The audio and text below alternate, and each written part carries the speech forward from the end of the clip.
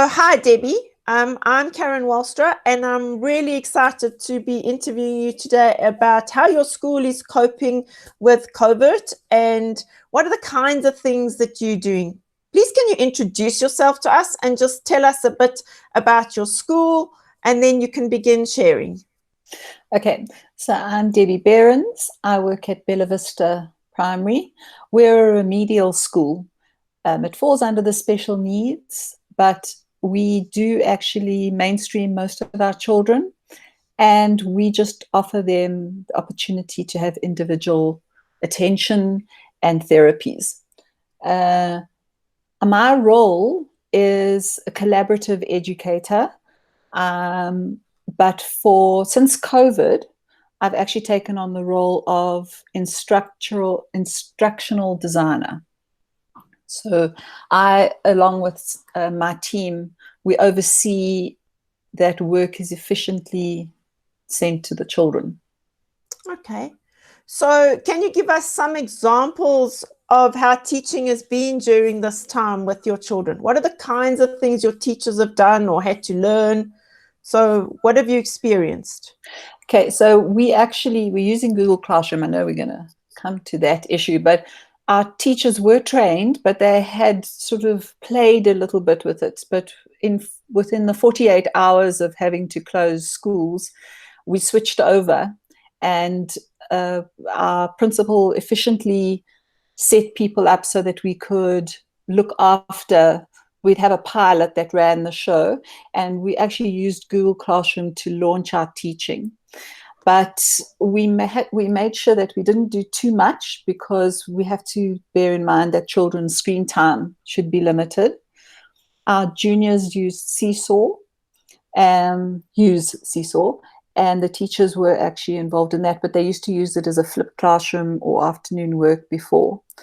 We went in with Zoom, and to start off with, the teachers had never experienced that before and were quite nervous, but actually they obviously, with practice, they've become quite professional. So we've tried to keep up with the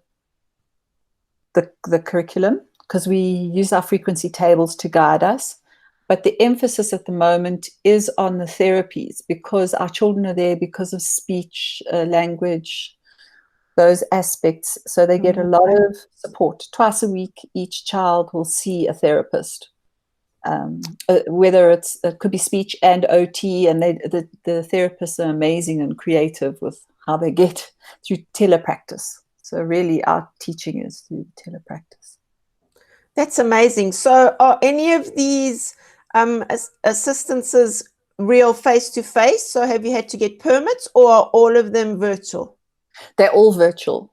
Everything's been virtual. What are the other types of tools that you've used that have been really useful? So we found Flipgrid incredibly useful to get oral feedback from the kids. We use reading eggs. As I said, we use Seesaw. We use My Cyberwall. The older kids use that.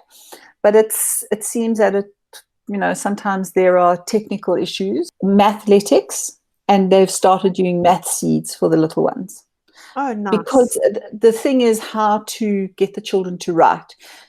So we're very conscious of the fact that we don't want them to do too much screen time.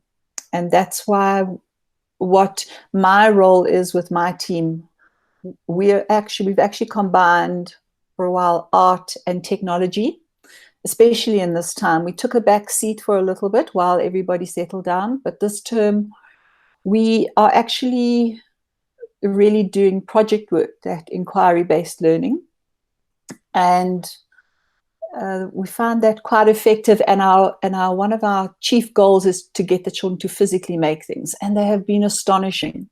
We wanted them to make a little marble tunnel, and this one little boy, he'd actually gone to the White River, and he was staying with his granny, and she had an upstairs and downstairs, and he made a tunnel that went from the landing at the top all the way down to the bottom. And at one stage, when it came halfway, it actually didn't have a tunnel, and he got the books angled so that it angled back into it. And it was phenomenal what the kids are doing. That's amazing. So we really try and encourage that creativity. And then they, if possible, they use something like Flipgrid. But we do have issues with perhaps lack of devices or an iPad or not being able to link certain things. So we also let the kids submit things, on through phones. But we do try and contain it. Everybody's realized the power of having a platform because everything's contained and safer. That's true. How have you supported parents during this time? Because our children, obviously our parents are at home with our children, and our children are they need support. The parents have been quite involved, so there's been a lot of contact with parents. We're very open to communicating with them. Alison Scott regularly updates them. She sends out a daily message. We also have one little boy who loves telling jokes, so we share those jokes. So there's a connection there. And so she's very rigorous in parent and teacher partnership. How are your teachers as a whole feeling? How is your staff coping?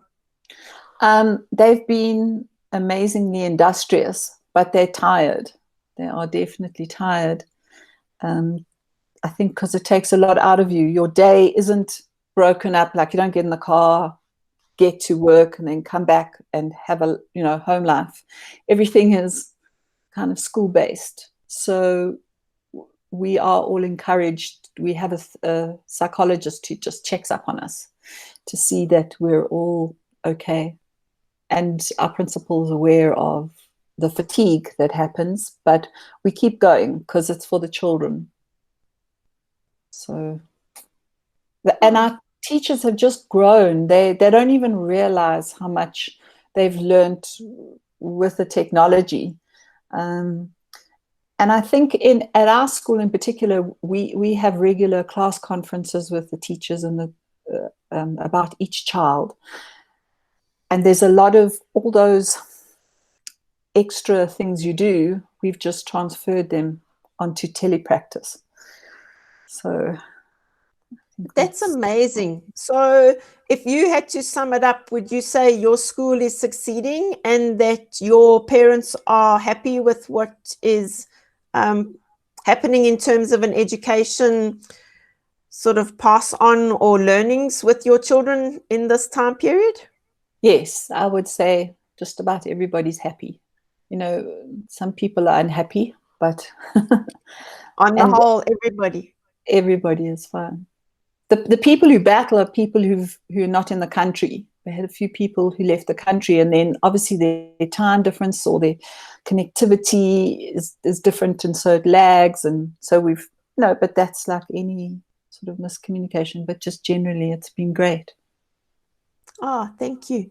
That's a wonderful experience and so positive in terms of how teachers have adapted, how children have adapted, how parents are coping. That's really exciting to hear, because so often you hear really sad stories. Yeah, I think our parents are like, can't wait for school. Some of them are willing to let their children come back. I think they realize that it's pretty tough because we have to acknowledge that our kids usually we don't know if they're being medicated.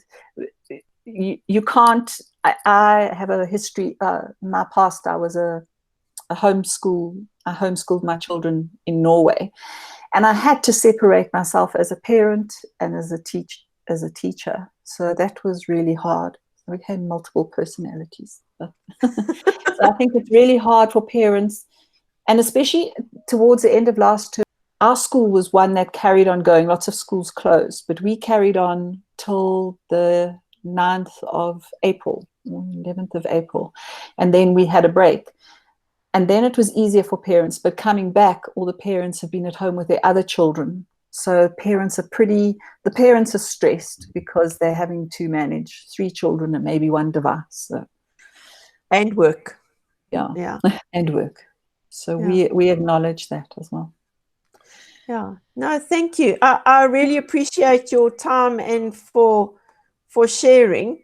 Awesome. I think sharing in this kind of space is valuable to everybody within this environment. And I think whatever the stories we hear, we can learn from them. So thank you very much for your time and for being willing to share and tell us the things that your school is doing. So thank you very much. Thank you. Thanks everyone for watching. Hope that was useful. Please follow me on Twitter and Instagram at Karen Walstra. Thanks again. Bye.